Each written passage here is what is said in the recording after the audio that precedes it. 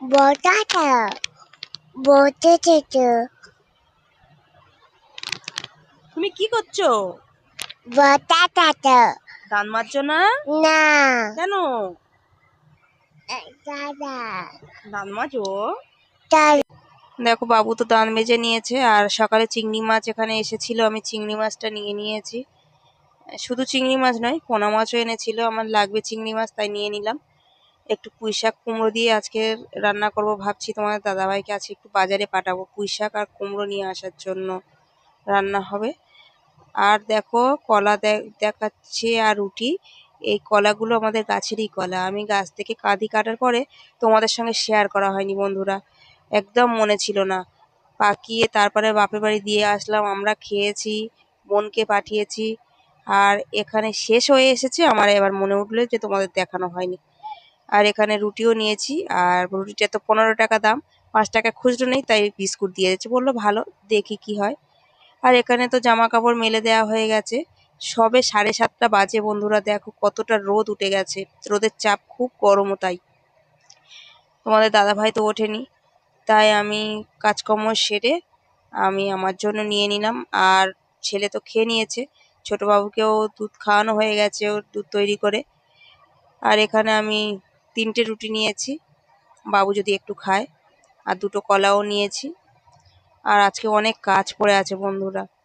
দেখো মুরগিটা তো তোমাদের দাদা ভাই উঠে তারপরে এটা কেটে দিল, এটা রান্না হবে, একটু কষা করব। আর পুঁইশাক চিংড়িটা কুমড়ো দিয়ে একটু রান্না করব, এনেও দিয়েছে সবজিগুলো। বন্ধুরা আমার ছেলে খুব মায়া করছে মুরগিটার জন্য। দেখো পুঁইশাকও এনেছে আর চিংড়িটা ধুয়ে নিয়ে এসেছি, আর এদিকে কুমড়ো নিয়ে এসেছে, আমি আলু পেঁয়াজ বের করে নিলাম একসঙ্গে, এগুলো রেডি করে নিয়ে আবার মুরগিটা পরিষ্কার করতে হবে। আর ম্যাচও এনেছিল মুরগির জন্য, ম্যাচটাও কোটোতে ঢাললাম, ম্যাচটা ঢেলে রেখে দিয়ে আর আমি এদিকে রান্নার জন্য রেডি হয়ে নিই। দেখো রান্না তো হয়ে গেছে বন্ধুরা, সব কাজকর্ম শেষ, বাবু এখন খাচ্ছে, বাবুর ভাত মিশিয়ে দিয়েছি, ও তো মাংস টাংস খেতে পারে না।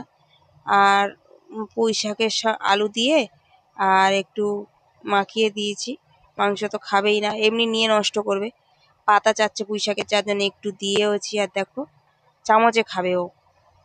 বন্ধুরা সন্ধ্যাবেলা একটু বাইরে বেরিয়েছি, কারণ যে অন্নপূর্ণা ভান্ডারের ফর্ম আমাদের তো আর ফিল আপ করতে হচ্ছে না, ব্যাংকের সঙ্গে আধার লিঙ্ক করানো আছে কি না ওটা দেখার জন্য, ওটা লিঙ্ক করতে হবে, তাই বেরিয়ে পড়েছি। আর একটু দোকানটাও তোমাদের দাদাভাই খুলবে, আমি ওখান থেকে কাজকর্ম সেরে চলে আসলাম, আর তোমাদের দাদাভাইও এসে দোকান খুললো, আর এখন একটু টিফিন করা হচ্ছে। আর দোকানটা খোলার মতো লোকই নেই, কলকাতা চলে গেলে তোমাদের দাদাভাই দোকানটা প্রায় সময় বন্ধ থাকে। ছেলে তো ছোট, ওরও অতটা বুদ্ধি হয়নি যে সে দোকান খুলবে, তাই বন্ধ থাকে। তাহলে চলো ভিডিওটা আজ শেষ করলাম এই পর্যন্ত, কেমন লাগলো কমেন্টে জানিও, চ্যানেলটি সাবস্ক্রাইব করে আমার পাশে থাকো আমার পরিবার হয়ে।